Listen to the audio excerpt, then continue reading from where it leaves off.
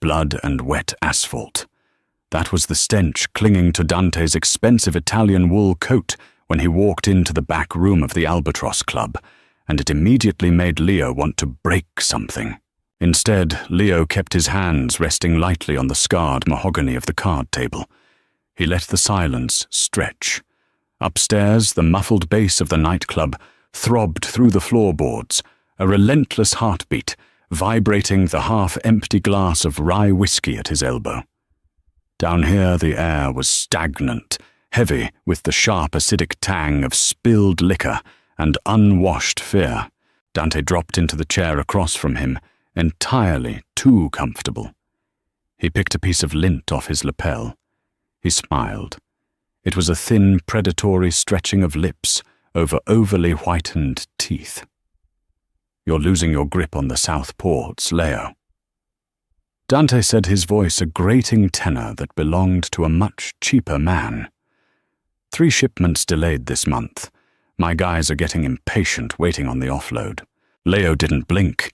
He felt the familiar dull ache building behind his left eye, a tension headache born of dealing with loud men who thought volume equaled power. Dante was a parasite. He didn't build. He skimmed.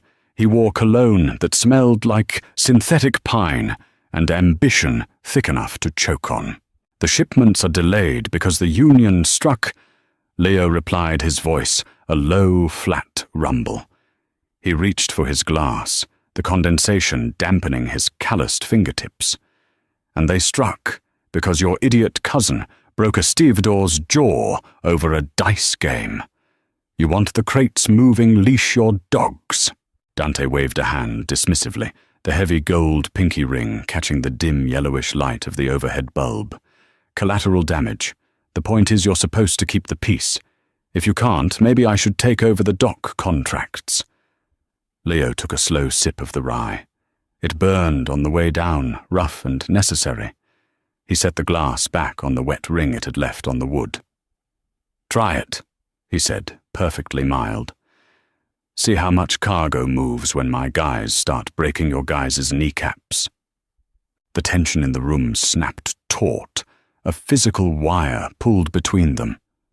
Arthur Leo's shadow of a bodyguard standing in the corner shifted his weight.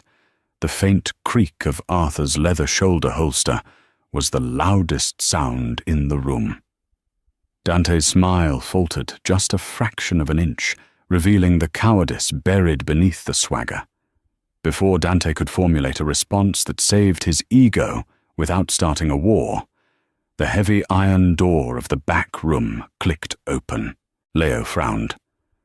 Nobody was supposed to interrupt this sit-down. A woman stepped in. The harsh overhead light caught the dust motes swirling around her as she pushed the heavy door shut with her shoulder. She was struggling with 3 thick manila ledgers and a cardboard box of receipts. She wore a faded beige trench coat, dripping rainwater onto the dirty linoleum, and her hair, a messy knot of dull brown, was escaping its clip. Chloe, the new forensic accountant Arthur had hired to clean up the shell companies. She froze, realizing exactly what kind of room she had just walked into. The scent of rain and damp cotton washed over the stale cigar smoke, a jarringly clean intrusion into a filthy space. She didn't look terrified exactly. She looked profoundly annoyed, like she had just stepped in a puddle she had been actively trying to avoid. "I apologize," Chloe said, her voice tight, clutching the box closer to her chest. Her knuckles were white. "Arthur told me to bring the Q3 audits directly to you tonight. I didn't realize there was a meeting." Leo felt a spike of irrational irritation. Not at her, but at the situation. She didn't belong down here. She belonged in a sterile office with fluorescent lights and an espresso machine far away from men like Dante. "Put them on the desk, Chloe," Leo said, keeping his tone carefully neutral. "Then go home." She didn't argue. She scurried to the small metal desk in the corner, keeping her eyes fixed on the floor. Her wet sneakers squeaked against the linoleum. It was an undignified, horribly normal sound. Dante turned in his chair, his eyes tracking her movement. The annoyance in Leo's chest curdled into something darker, something prickly and hot.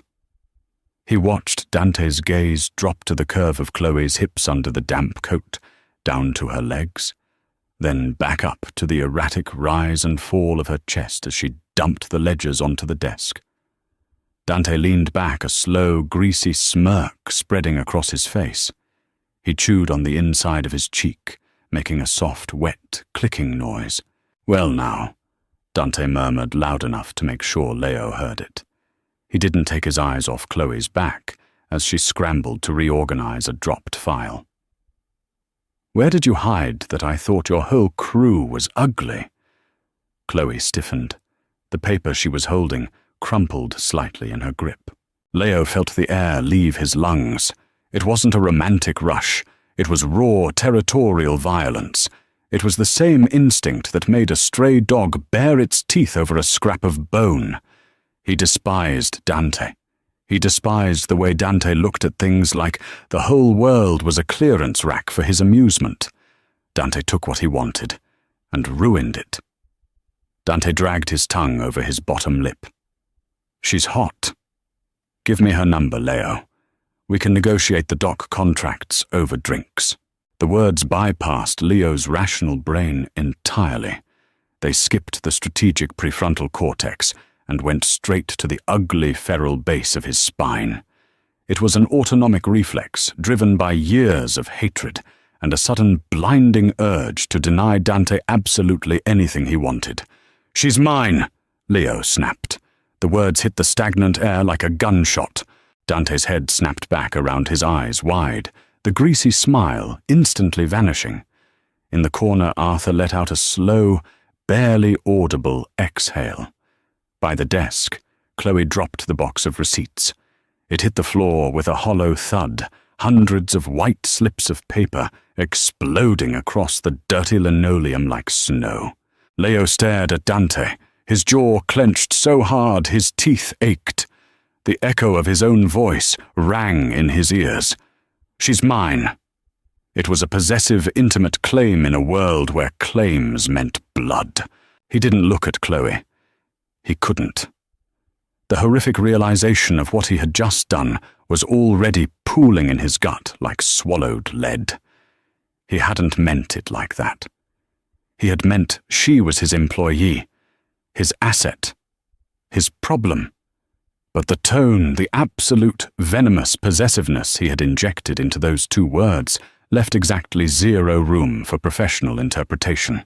Dante cleared his throat, suddenly looking uncomfortable. He raised his hands in a mock surrender. All right. Relax, man. I didn't know you had a thing for the help. Keep your girl. We'll talk about the docks tomorrow." Dante stood up, pulling his coat tight around him, suddenly eager to be anywhere else. He gave Chloe one last, wary glance, then walked out the heavy iron door, slamming shut behind him. The silence that rushed in to fill the void was deafening. Rain lashed against the single high-frosted window of the basement room. The sound was a harsh, rhythmic static, completely failing to cover the agonizing quiet stretching between Leo and Chloe. Leo stared at the closed iron door. He could feel a bead of sweat tracing a cold line down his spine beneath his tailored shirt. He dragged a heavy hand down his face, the rough stubble on his jaw scratching loudly against his palm. He felt entirely, profoundly stupid. Behind him, the rustle of paper started up again. He turned slowly. Chloe was on her hands and knees, frantically gathering the scattered taxi receipts and diner bills. Her wet coat was dragging through the spilled dust and grime of the floor. She wasn't looking at him. Her breathing was shallow, rapid, bordering on a panic attack. "Leave it," Leo said. His voice sounded hoarse. Chloe didn't stop. Her hands were shaking. She grabbed a fistful of receipts and shoved them haphazardly into the cardboard box. "It's fine. I need to organize the petty cash logs for October. They got mixed up with September. "Chloe, stand up!" It was an order, sharper than he intended. She froze. Slowly she rocked back on her heels and looked up at him. Her face was pale, the damp hair clinging to her cheeks. She didn't look swooning or flattered. She looked furious and terrified. The combination made her green eyes look like shattered glass. "Did you just tell Dante Moretti I belong to you?" she asked, her voice a fragile, vibrating wire. Leo walked over to the desk, his expensive shoes crunching softly on a rogue receipt he had stepped on. He stopped a few feet away from her, towering over her crouched form. He hated the dynamic. He hated the smell of his own whiskey breath mixing with her rain-soaked clothes. "I told him to back off," Leo corrected, though the words tasted like ash. "You said, and I quote, 'She's mine.'" Chloe shot back, scrambling to her feet. She clutched the half-empty box to her chest like body armor. "You didn't say, 'She's my accountant.' You didn't say, 'She's a civilian.' You made it sound like I'm your—" She couldn't even finish the sentence, her face flushing a deep, angry red. It was a reflex. Leo growled, defensive anger flaring to cover his embarrassment. "He was looking at you like meat. I shut it down. By slapping your own barcode on me," she demanded, stepping toward him completely, forgetting who she was talking to. "Do you have any idea what you just did? Dante Moretti is a psychopath. I've read the ledgers, Mr. Russo. I see the disposal fees. I know who these people are. And you just told a rival boss that I am your personal vulnerability." She was right. God, she was entirely right. Leo closed his eyes for a fraction of a second. The headache was fully formed now, a steel band tightening around his skull. In this life, you didn't advertise what you cared about. You hid it. You buried it deep under concrete and shell corporations. By claiming her in front of Dante, he hadn't protected her. He had painted a massive glowing target on her back. Dante couldn't touch Leo directly, but Dante would absolutely leverage a mistress to get a better deal on the South Ports. "I handled it," Leo said, opening his eyes and forcing a cold authority into his tone he didn't feel. "Dante won't touch you. He thinks you're with me. That affords you protection." Chloe let out a sound that was half laugh, half sob. "Protection. I take the subway to work, Mr. Russo. I buy groceries at a bodega that gets robbed twice a month. I am not equipped to be mobster bait." She threw the box onto the desk. A few more receipts fluttered down. She pressed the heels of her hands against her eyes, taking a shuddering breath. "I just wanted to pay off my student loans," she muttered into her palms. "I just wanted a quiet desk job." Leo looked at her truly. Looked at her maybe for the first time since Arthur hired her 3 months ago. She was unremarkable by the standards of the women who usually hung around the clubs. No fillers, no designer labels. Just a tired woman with ink stains on her fingertips and a terrifyingly sharp mind for numbers. But standing there, trembling with righteous anger, bathed in the ugly yellow light of a criminal's basement, she felt violently real. "You have a quiet desk job," Leo said softly. She dropped her hands and glared at him. "Not anymore." "Yes, you do." Leo took a step closer, crowding her slightly, forcing her to look up and hold his gaze. He needed her to understand the reality of the cage he had accidentally locked them both inside. "Dante talks. By tomorrow morning, half the syndicates in the city will think you share my bed. If you run, if you quit, they will think you're unprotected. They will scoop you up just to see what you know about my books." Chloe stopped breathing. The color completely drained from her face, leaving her looking sickly and fragile. She smelled like cheap vanilla soap and sheer panic. "So what do I do?" she whispered. Leo hated himself. He hated the lie he was about to solidify, but it was the only play left on the board that kept her breathing. "You do exactly what you've been doing," Leo said, his voice dropping to a gravelly murmur. "You come to work, you audit the books, but from now on Arthur drives you. You don't take the subway, you don't go to the bodega alone." He reached out his hand, hovering for a second, before he gently brushed a damp strand of hair away from her cheek. She flinched a tiny involuntary jerk, and it burned him. "And if anyone asks," Leo said, his eyes locking onto hers, the weight of the underworld pressing down on them both, "you smile and you tell them you're exactly what I said you are." Morning broke over the city like an ugly swelling bruise, washing the peeling wallpaper of Chloe's cramped studio in shades of sickly grey. She hadn't slept. The cheap percolator on her kitchenette counter sputtered, spitting bitter, burnt-smelling coffee into a chipped mug, but she ignored it. Arthur was standing in her hallway. He had been there for 20 minutes. He hadn't knocked aggressively. Just 3 sharp raps at 6 a.m., followed by the terrifying sight of his massive frame filling her peephole. Now he stood perfectly still, next to her coat rack, a mountain of dark wool and silent judgment, watching her pack. "Mr. Russo prefers you bring only necessities," Arthur rumbled. His voice was a deep baritone that vibrated in the small space, making the cheap glass of her framed accounting degree rattle against the wall. "Everything else will be provided." Chloe shoved a stack of mismatched socks into the canvas duffel bag. Her hands were shaking. She hated that he could see it. "I don't need things provided, Arthur. I need my own clothes." "A security protocol," Arthur said softly.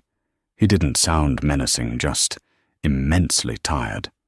"Your current wardrobe draws a specific kind of attention. It paints you as a civilian. Civilians are easy targets. Mr. Russo's associates expect a certain standard." Anger, hot and sour, spiked in the back of her throat.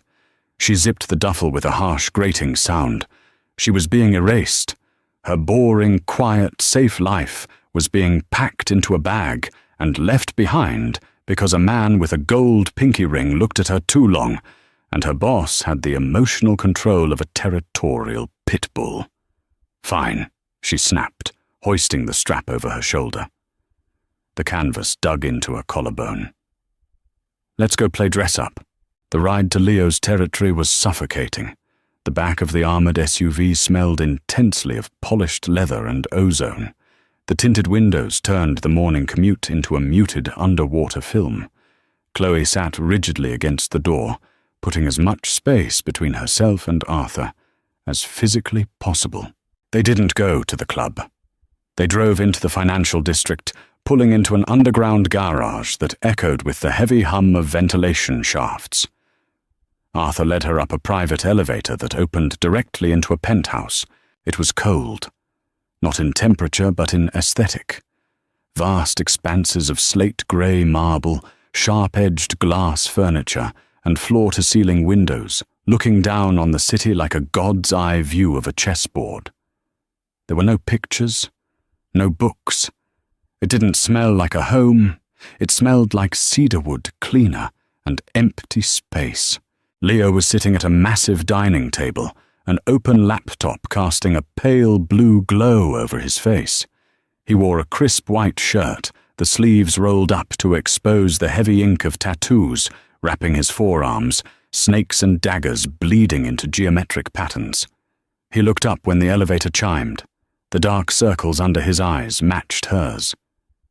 "Put her bag in the guest room," Leo instructed Arthur without looking at him. His eyes locked onto Chloe. They were a flat, unreadable brown. Arthur vanished down a hallway, his heavy footsteps muffled by a thick rug. Chloe stood in the center of the living room, gripping the strap of her purse like a lifeline. "I can't live here." Leo closed the laptop. The sharp click sounded like a gavel dropping. "You can and you will. Your apartment's fire escape is a joke. Your lock can be picked with a hairpin. Until Dante finds a new distraction, you stay here. I have a cat." The lie tumbled out before she could stop it. A desperate, pathetic attempt to cling to her old reality. Leo didn't blink. "No, you don't. You have a peace lily on your windowsill that's been dead for 2 months. I read your background check." She flushed, humiliated and exposed. "You didn't have to ruin my life." She whispered, the anger draining out of her, leaving only a hollow, vibrating exhaustion. "I was just doing my job." Leo stood up. He moved with a heavy, coiled grace, crossing the distance between them until he was standing just outside her personal space. He smelled like expensive espresso and the faint, metallic tang of stress. "I know," he said. The roughness in his voice surprised her. It wasn't an apology, but it was an acknowledgement of guilt. It was a mistake, a stupid, visceral reaction. I owned that. But the words are out there, Chloe. Dante's lieutenant was already asking questions at the docks this morning. They want to know who you are. If you're just an accountant, they'll kidnap you to get my books. If you're my... He paused, his jaw working, as he searched for a word that didn't taste like poison. "If you are mine, they won't touch you without declaring war. And Dante isn't ready for a war." "So I'm a hostage," she clarified, her voice trembling. "You're a guest." Leo countered his gaze, dropping to her white knuckles. Slowly, deliberately, he reached out. His fingers brushed hers, calloused, incredibly warm, sending a jolt of static electricity up her arm. He pried her fingers loose from the purse strap. "You have free reign of the house. You can work from here. Arthur will bring the files, but you don't go out. Not until I say so."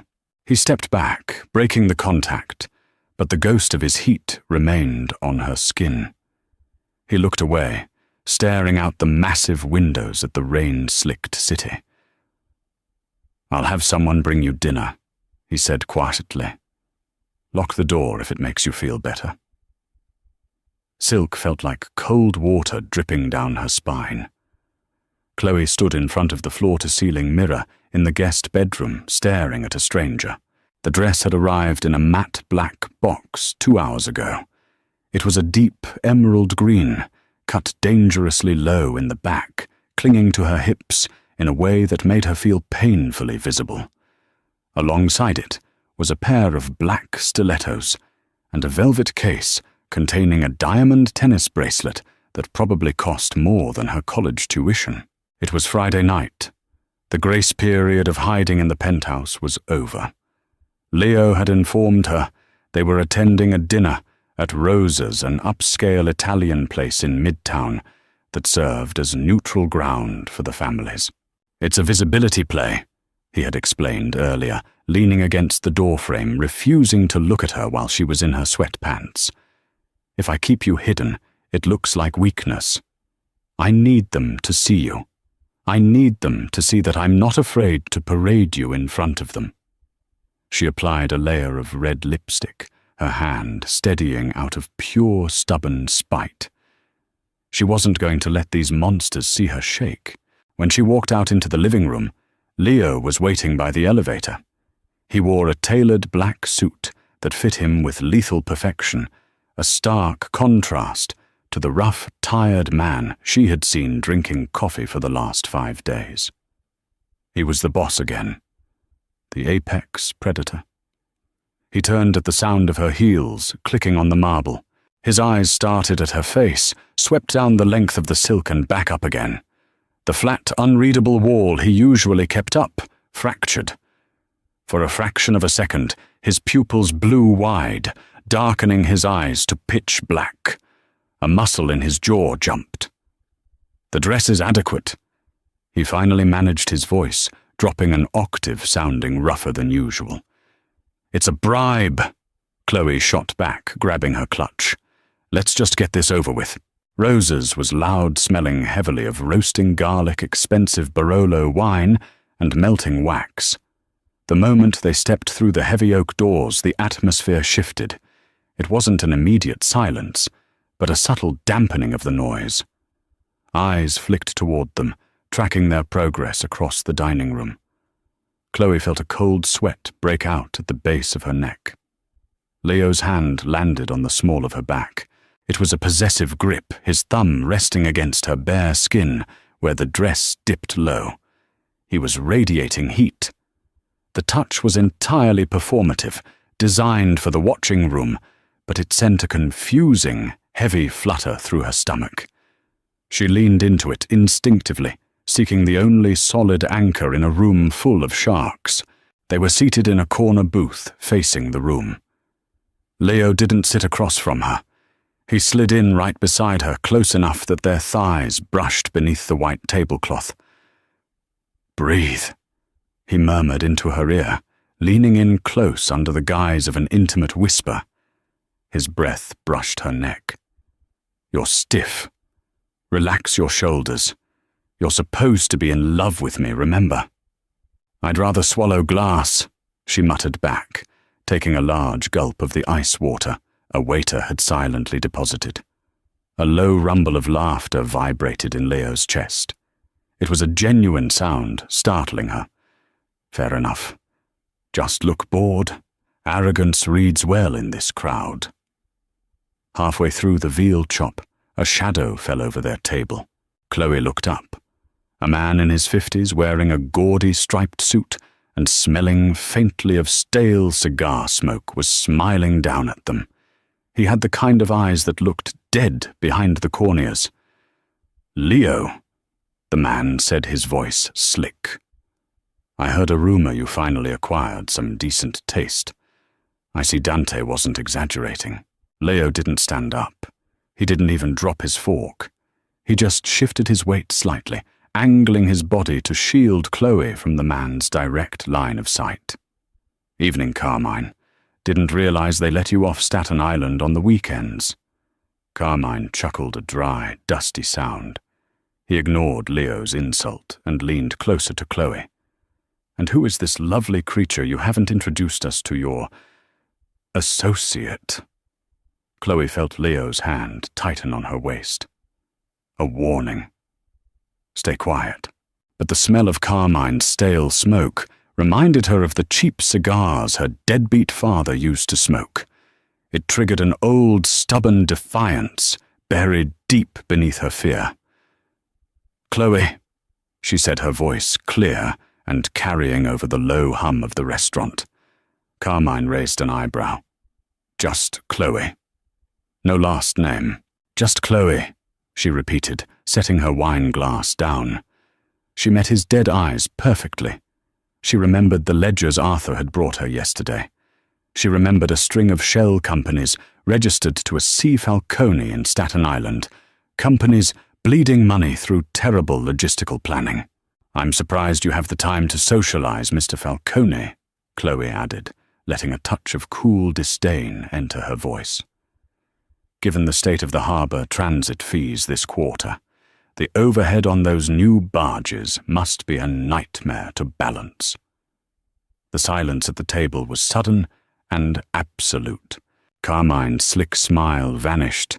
The color drained from his face, replaced by a mottled, furious red.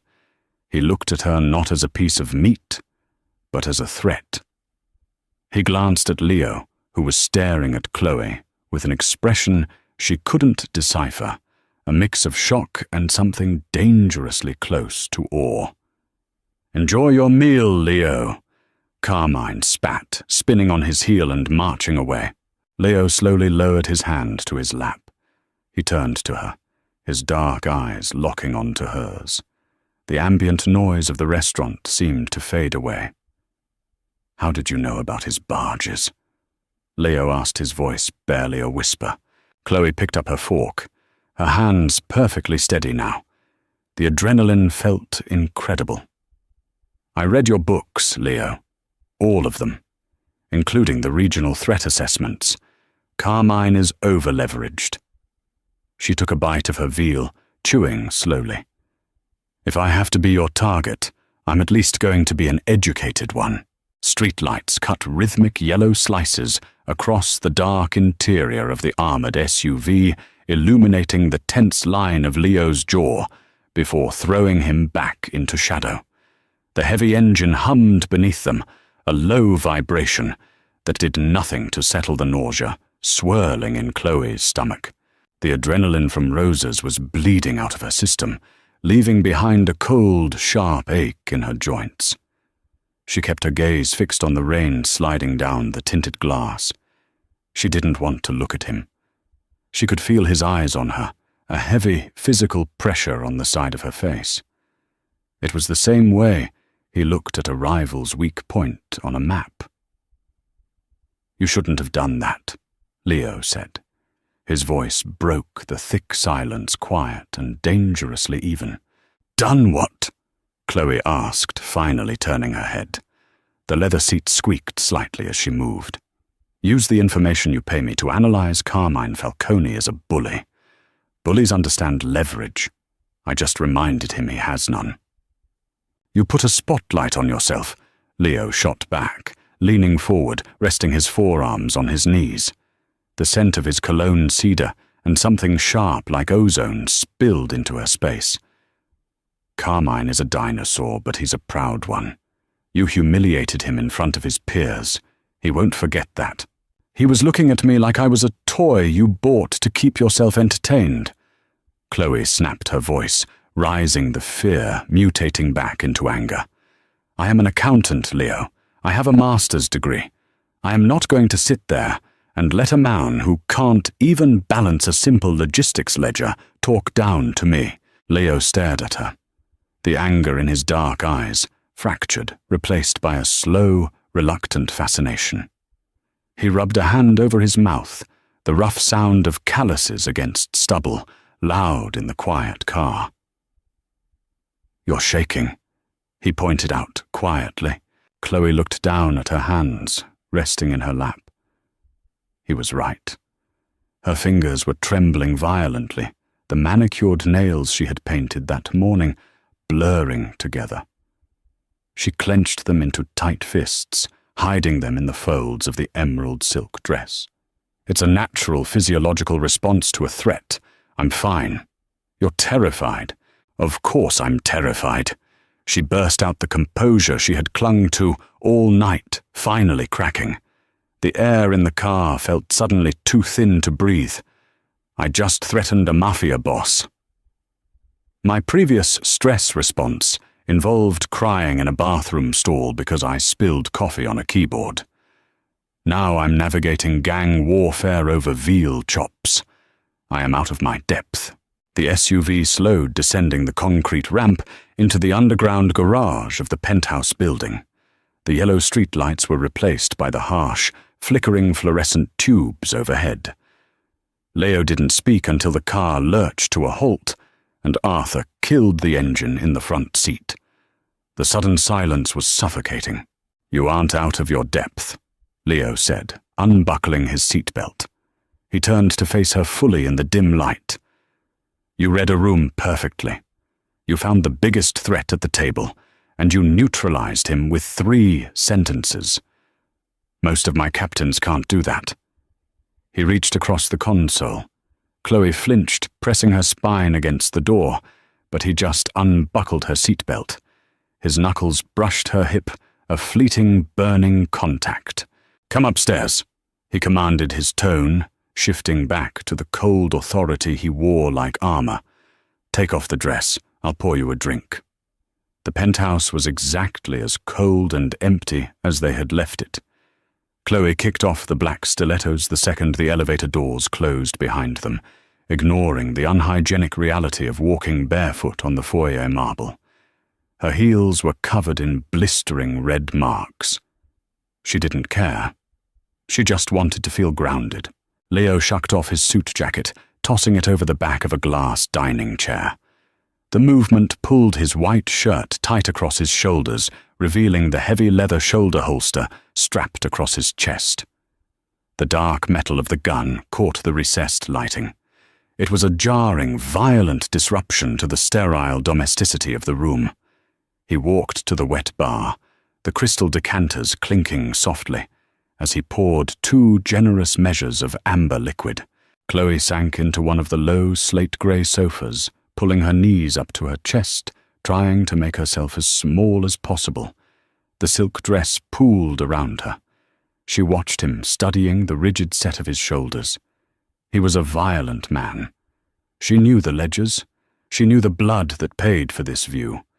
Yet standing in the center of the room, handing her a glass of aged bourbon, he looked profoundly exhausted. "Drink," he ordered, pressing the cold glass into her hand. She took a sip. The liquor burned a fiery path down her throat, settling as a warm, heavy knot in her empty stomach. She coughed, squeezing her eyes shut. Leo sat on the heavy glass coffee table, directly in front of her, leaning into her space. He rested his elbows on his knees, holding his own glass loosely between his fingers. "I didn't bring you into this to make you a weapon, Chloe," he said, his voice dropping to a gravelly murmur. "I brought you in because I needed clean books, because Arthur said you were smart, and you kept your mouth shut. I did keep my mouth shut, until you painted a target on my back," she reminded him softly. "I know."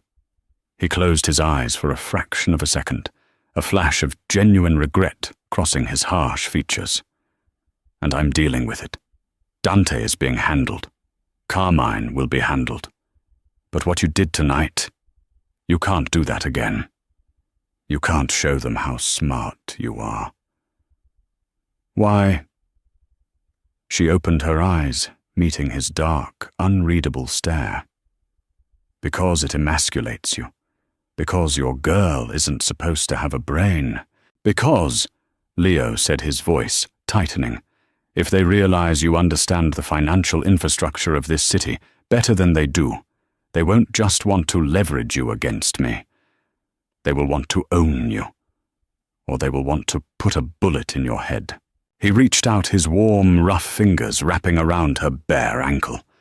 The touch was completely unexpected, sending a jolt of electricity straight up her leg. He didn't move his hand, just let his thumb press gently against the pulse point just below her ankle bone. "I can protect my property," Leo said the word property, tasting like ash, but necessary for the lie. "But I can't protect a threat. Be quiet, Chloe. Let me do the fighting." She stared at the hand on her ankle, then up to his face. The cynical part of her knew he was manipulating her, establishing dominance, but the terrified, exhausted part of her felt the heavy, undeniable weight of safety in his grip. "Okay," she whispered. The lie burned, going down far worse than the bourbon. Monday morning smelled like ozone and impending violence. Chloe sat cross-legged on the floor of the guest bedroom, surrounded by stacks of manila folders. The harsh morning sunlight glinted off her wire-rimmed reading glasses. The air conditioning hummed a low, monotonous drone that barely covered the sound of her highlighter scratching across balance sheets.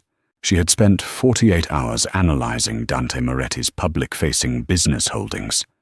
Leo had told her to leave it alone.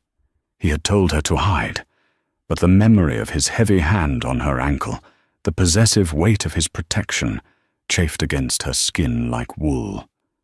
She refused to be a passive pawn waiting to be traded or killed. The bedroom door opened without a knock. Leo stood in the frame. He wore dark denim and a black t-shirt that clung to the heavy muscle of his chest.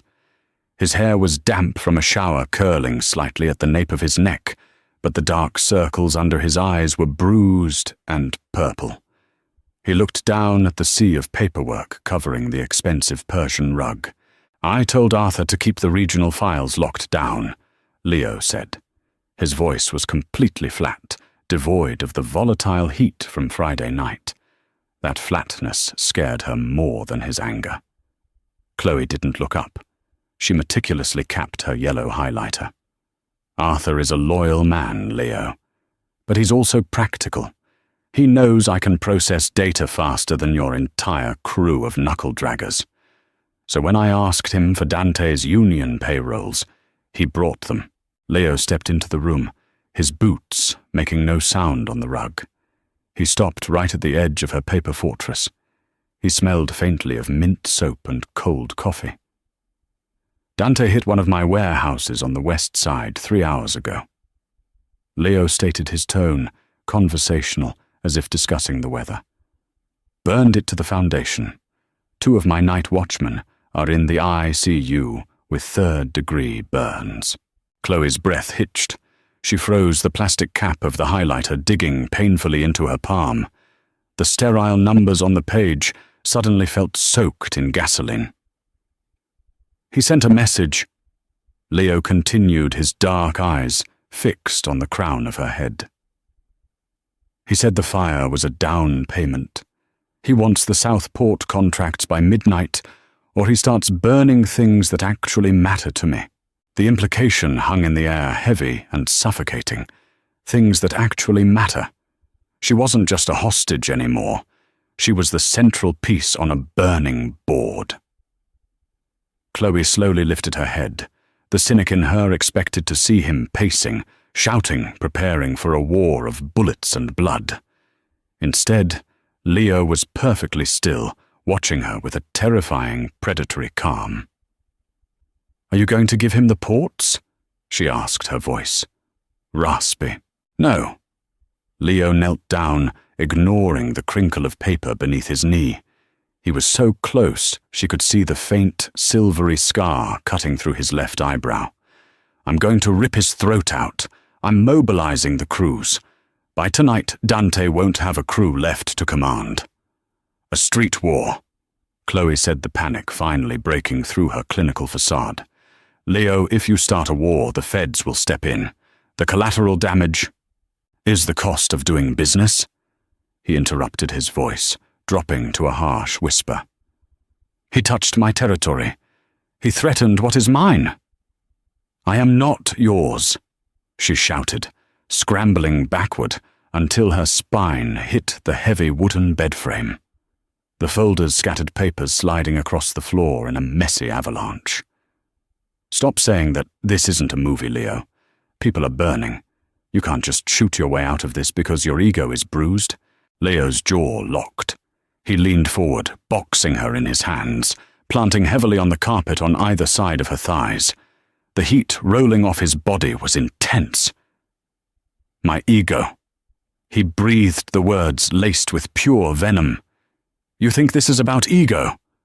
Dante is testing the fences. If I don't respond with overwhelming violence, every parasite in this city will think they can take a piece of me. They will think I'm soft because I let a woman live in my house. Then don't be soft." Chloe fired back, her chest heaving. She reached out, grabbing a specific blue folder from the chaos beside her leg and slamming it onto his chest. "Be smart. You don't need a street war to gut him. You just need a bank." Leo blinked, glancing down at the folder pressed against his sternum, then back up to her flushed face. "What are you talking about? Read it," she demanded, her finger tapping the thick cardboard. "Dante isn't liquid. His entire operation is propped up by high-interest loans from a shadow bank in Zurich. He uses the legitimate union dues to pay the monthly interest." Leo slowly took the folder from her hand, his eyes narrowing.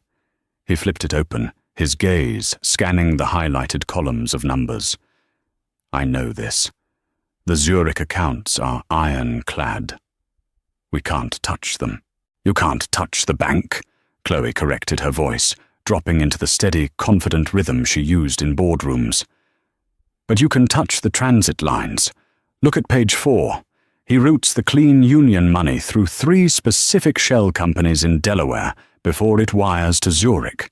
She leaned forward, pointing a shaking finger at a highlighted block of text. Her shoulder brushed his chest, but neither of them pulled away. The scent of her vanilla soap tangled violently with his ozone cologne. "Those shell companies are structurally flawed," she explained, her green eyes locking onto his. "They violated the new federal compliance laws passed last quarter.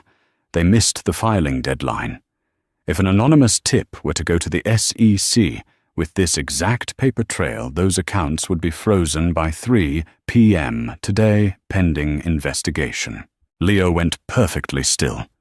He stared at the paper, then slowly dragged his eyes up to meet hers. The realization bloomed in his dark eyes, a terrifying mix of awe and lethal calculation. If the accounts freeze, he murmured, the violent tension in his shoulders shifting into something sharper, more focused. Dante defaults on the Zurich loan tonight. Chloe finished for him, the metallic taste of adrenaline returning. The shadow bank liquidates his assets. His own backers will break his legs by tomorrow morning. No bullets, no street war. Just math. Silence stretched between them, thick and humming with sudden electricity. The distant sound of city traffic felt miles away. Leo dropped the folder. He didn't move away. He stayed boxed around her, his face inches from hers. He reached up his thumb, roughly tracing the line of her jaw. It wasn't a gentle touch. It was entirely possessive, grounding himself in her reality. "You!" Leo breathed, his voice a dark, raw vibration. "Are a terrifying creature, Chloe." She swallowed hard, her heart hammering wildly against her ribs, trapped in the cage of his arms. "I'm just an accountant." A slow, dark smile curved his lips, completely devoid of humor, but full of devastating promise. Not anymore. Fluorescent light from the burner laptop painted Chloe's face in an anemic, pale blue. She sat cross-legged at the massive dining table, an oversized grey wool sweater, swallowing her frame, her fingers hovering over the keyboard. The penthouse was dead quiet, save for the rhythmic metallic ticking of the antique grandfather clock in the hallway. Leo stood by the floor-to-ceiling window, a heavy crystal glass of water in his hand. He wasn't drinking. He was just watching her reflection in the glass against the backdrop of the grey afternoon skyline. Arthur was stationed by the elevator, a silent monolith of dark soot and suppressed anxiety. It was 2:45 p.m. "The server nodes are routed through a VPN in Estonia," Chloe murmured, her voice scratchy from disuse. She hadn't spoken in 2 hours, entirely consumed by the labyrinth of Dante's financial architecture. "I'm attaching the PDF of the Delaware Shell Registry inconsistencies cross-referenced with the Union escrow accounts. It's entirely bureaucratic. No threats, just raw data." She swallowed hard. Her throat felt lined with sandpaper. She was an auditor. She found missing commas and reconciled petty cash. She didn't ruin lives. But the lingering scent of smoke on Leo's jacket from the burned warehouse, a stark acidic smell of charred timber and melting plastic, was a physical reminder of the stakes. "Send it," Leo said. He didn't turn around. His voice was a low rumble that vibrated against the glass. Chloe's index finger trembled over the enter key. The plastic felt slippery under her sweat-dampened skin. If she pressed it, she was no longer a victim. She was an active participant in a syndicate war. She was pulling a trigger, just with a different kind of weapon. She closed her eyes, exhaled a shaky breath, and pressed the key. The mechanical clack echoed too loudly in the cavernous room. A small loading bar appeared on the screen, crawling from left to right. Then, a sterile green checkmark. Submission received. Chloe shoved the laptop away from her, as if it had suddenly caught fire. She pulled her knees to her chest, wrapping her arms around her legs. The adrenaline that had fueled her for the last 3 hours suddenly evaporated, leaving behind a cold, hollow nausea. "Done," she whispered. Leo finally turned. He walked over to the table, setting his water glass down with a heavy thud. He didn't look at the screen. He looked at her. He studied the pale shade of her cheeks, the way her chest heaved with shallow, panicked breaths. "Now we wait," he said, pulling out the chair next to her and sitting down. He was close enough that the heat radiating from his chest cut through the chill of the air conditioning. The next 45 minutes were a masterclass in psychological torture. Chloe couldn't sit still. She paced the length of the Persian rug, her bare feet sinking into the thick wool. She picked up a silver paperweight, put it down. She poured a cup of coffee that tasted like battery acid and left it untouched on the counter. Leo, conversely, was a statue. He sat in the chair, his elbows resting on the table, his dark eyes tracking her erratic movements. He didn't tell her to calm down. He didn't offer empty platitudes. He just anchored the room with his sheer gravitational presence. At 3:32 p.m., Arthur's phone vibrated.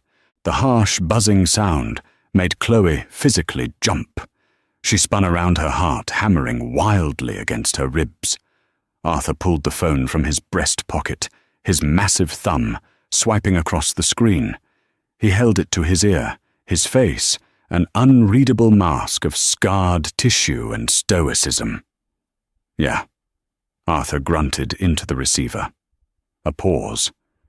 Confirmed both accounts. Another pause.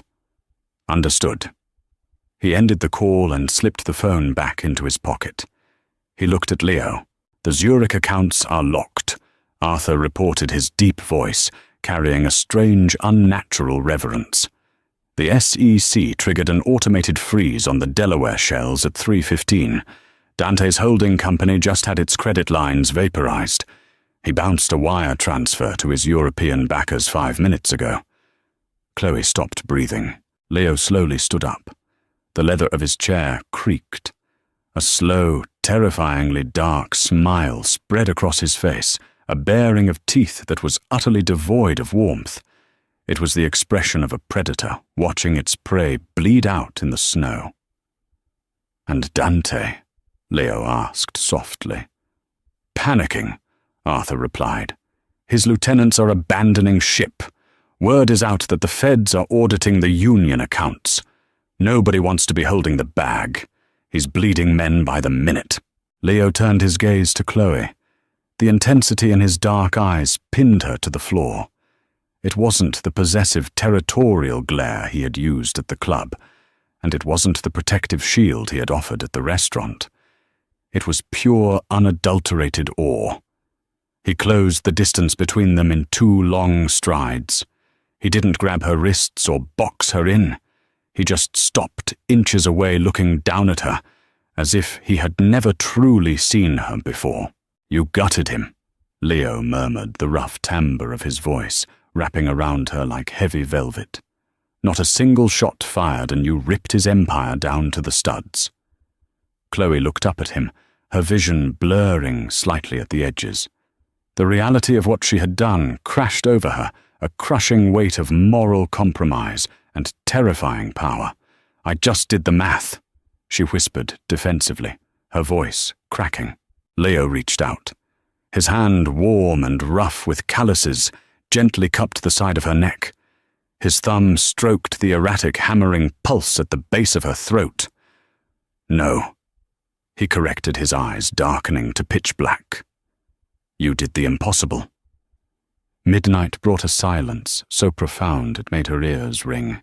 The rain had returned, a steady driving sheet of water that battered the floor-to-ceiling windows of the penthouse, blurring the city lights into smeared streaks of neon.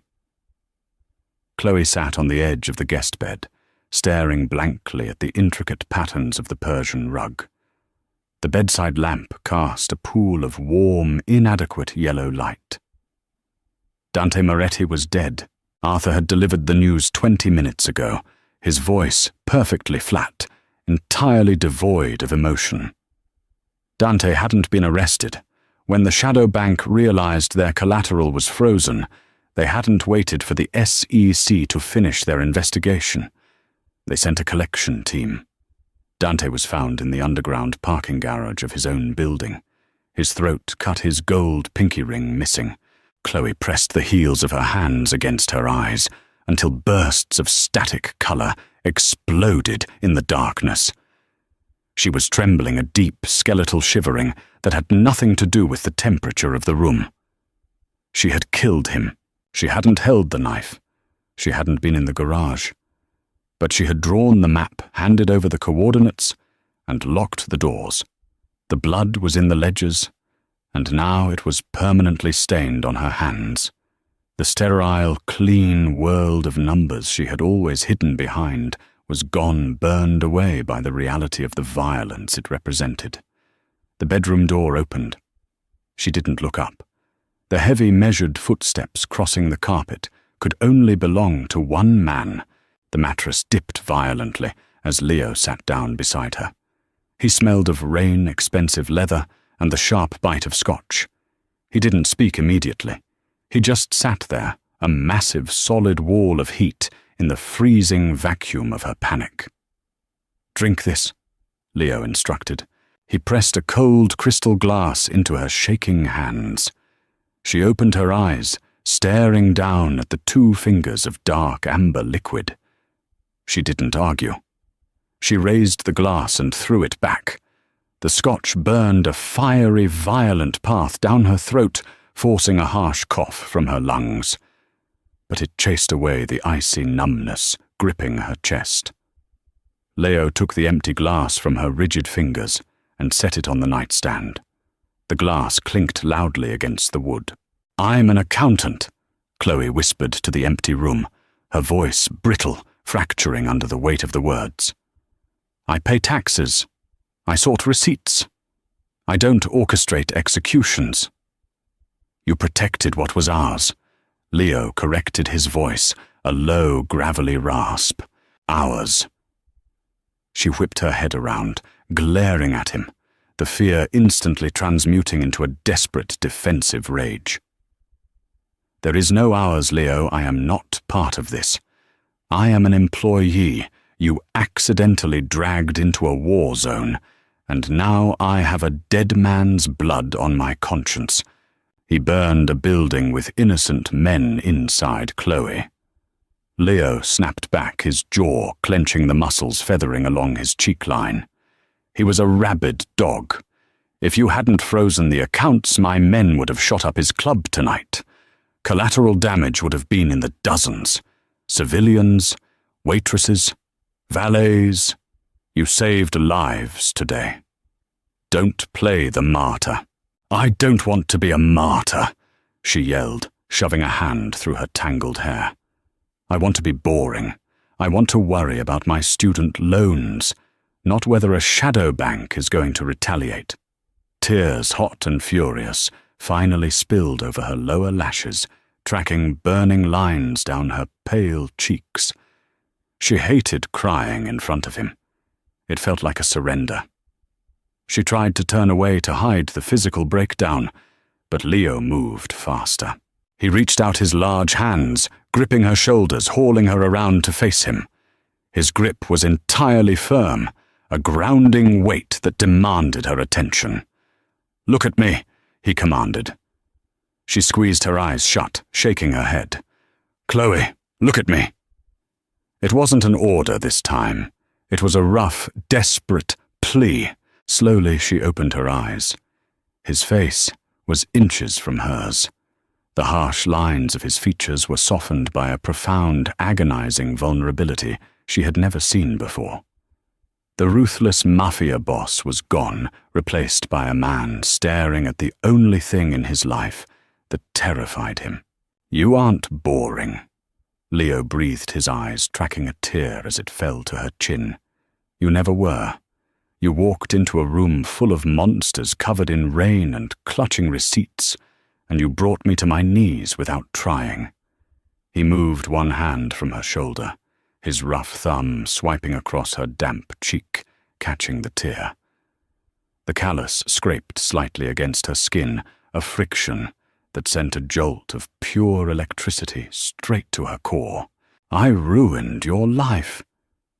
Leo confessed the words, tasting like ash, rough and ugly with truth. "I dragged you into the mud because I couldn't stand the thought of another man looking at you. It was selfish." It was feral. He leaned in closer, his forehead resting against hers. His breath smelling of scotch and mint brushed her lips. "But I am not letting you go," he whispered, a dark, heavy vow vibrating between them. "You understand my world better than my own blood does. You survived it. You conquered it." Chloe's breath hitched. She should push him away. She should pack her bags, walk out into the rain, and disappear. But the intoxicating, terrifying truth was that she didn't want to. The fear was fading, replaced by a dark, heavy pull, an undeniable gravity that dragged her toward the violence toward him. She let out a fractured, shaking breath, her hands coming up to grip the lapels of his dark shirt. She felt the heavy thud of his heartbeat under the cotton. "Then don't let go," she breathed. Leo groaned a rough, feral sound, drawn from the deepest part of his chest. He closed the remaining distance, his mouth crashing down on hers. It wasn't a gentle kiss. It was a collision. It was messy, desperate, and tasted of rye whiskey and absolute inevitability. His hands tangled in her hair, holding her in place, as he devoured her mouth, channeling days of terror, adrenaline, and suppressed desire into a single devastating action. Chloe kissed him back with equal ferocity, her fingernails digging into his shoulders, anchoring herself to the monster she had chosen to love. Morning tasted like old scotch and copper. Chloe peeled her eyes open.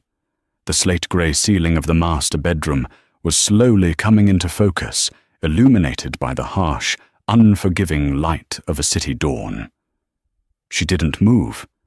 Her muscles ached a deep, pulling soreness that radiated from her spine to her collarbones, the physical aftermath of adrenaline crashing out of her system. A heavy, suffocating weight rested across her waist. She turned her head an inch. Leo was asleep, his face buried in the pillow beside hers. The harsh, guarded lines of his jaw were slack. His breathing was slow, a deep, rhythmic vibration that transferred directly into her own ribs where his chest pressed against her back. One large, calloused hand was anchored firmly flat against her bare stomach beneath the tangled sheets. It wasn't a gentle embrace. Even in unconsciousness, it was a barricade, a claim. She stared at the faint silver scars weaving through the dark ink of his forearm. Yesterday she would have panicked at the absolute entrapment of it. Today she just felt a profound, exhausted stillness. She carefully slid out from under his arm. The sudden absence of his heat sent a shiver over her skin. She grabbed the oversized grey sweater off the floor, pulling it over her head as she padded barefoot out of the bedroom and down the long, silent hallway. The penthouse didn't feel like a cage anymore. It felt like a bunker. Arthur was already in the kitchen. He was standing by the espresso machine, looking exactly the same as he had at 2 in the morning. He wore a fresh black suit, his tie perfectly straight, but the deep bags under his eyes betrayed the sleepless night. He watched her walk in his expression completely blank. He didn't offer a polite morning greeting. He didn't ask how she slept. Instead, Arthur reached onto the black marble island and slid a thick, leather-bound portfolio across the counter. It stopped exactly inches from her fingertips. "The Carmine Falcone accounts." Arthur rumbled his deep voice, barely carrying over the hum of the refrigerator. "The boss requested a full vulnerability assessment by Monday, but given the shift in operations, I assumed you might want a head start." Chloe looked down at the embossed leather. It wasn't a box of messy receipts. It wasn't petty cash. It was the financial architecture of one of the 5 families. Arthur wasn't handing her homework. He was handing her a loaded weapon.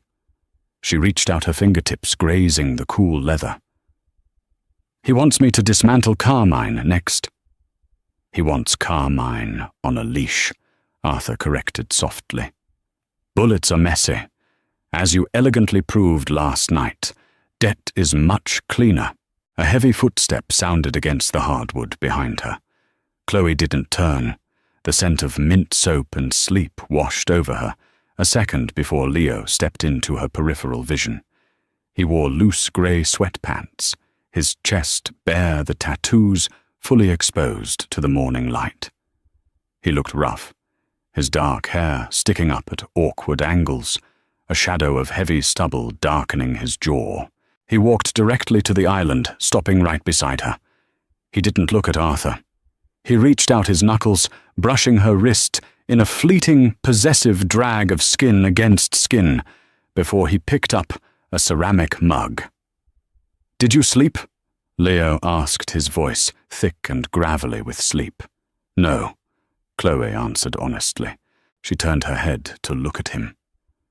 In the stark daylight, the reality of what they had done, what she had done, felt inescapable. She searched his dark eyes for a flicker of regret, a sign that the feral desperation of the previous night had faded into a cold morning-after mistake. There was nothing but absolute terrifying certainty. Leo set the mug down.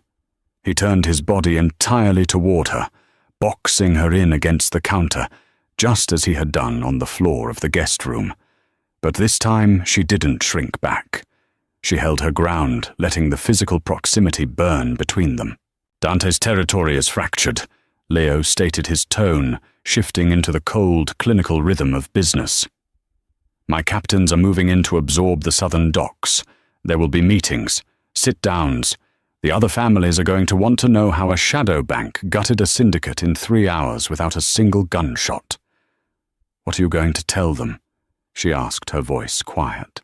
Leo reached up his thumb, tracing the faint, bruised shadow under her eye. "I'm going to tell them the truth. I'm going to tell them my accountant found a rounding error." A short, breathless laugh escaped her lips, sounding brittle in the quiet kitchen. "They'll be terrified." "Good." He leaned in, his lips brushing against her temple, his breath warm against her skin. "Let them look. Let them ask questions. But when they see you, they're going to know exactly whose ledger you balance." Chloe closed her eyes, leaning into the rough texture of his jaw. The lingering guilt over Dante Moretti was still there, a dark stain on her conscience that would never completely wash out. But as Leo's arm wrapped around her waist, pulling her flush against his chest, the fear dissolved entirely. She opened her eyes, looking past his shoulder at the heavy leather-bound portfolio resting on the marble counter. It was a terrifying world. It was violent, deeply flawed, and built on blood, but it was hers too. "Tell Arthur to bring me the Staten Island zoning permits," Chloe murmured, her hands coming up to rest flat against the heavy muscle of his chest. "If we're putting a leash on Carmine, I need to know exactly how much his throat can take before it snaps." Leo froze. A low, dark rumble of laughter vibrated deep in his chest. He pulled back just enough to look down at her, a predatory, devastating smile breaking across his harsh features. He had claimed her out of reflex. He had kept her out of instinct. But looking at the cold, beautiful calculation in her green eyes, he realized the terrifying truth. He didn't own her. They owned the city.